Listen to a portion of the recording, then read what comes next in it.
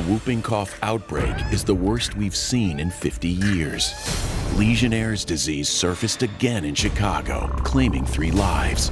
This just in, another salmonella outbreak has been reported, this time involving mangoes.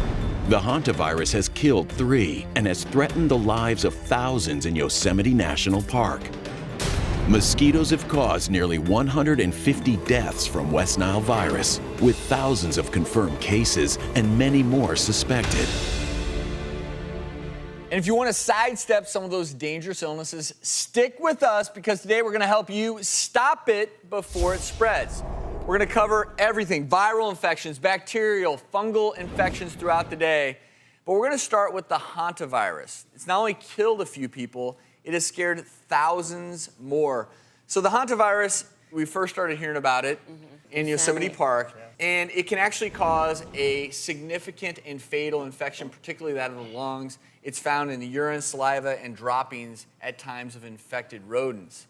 Now, the symptoms of the Hantavirus, they can take weeks to present after being exposed to the virus.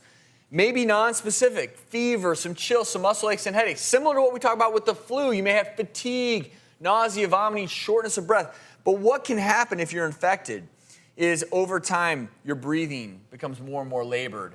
You can build up fluid on your lungs, and that's the sort of that progression if it can become fatal. One of the scary things is those symptoms start off like the millions of cases of flu that you have. So how do you know when it's something more than that? When do you... But Dr. Shears, and I think you raise a good point, and maybe it's an unfortunate reality of our world today, is we don't have a specific treatment for it. Right.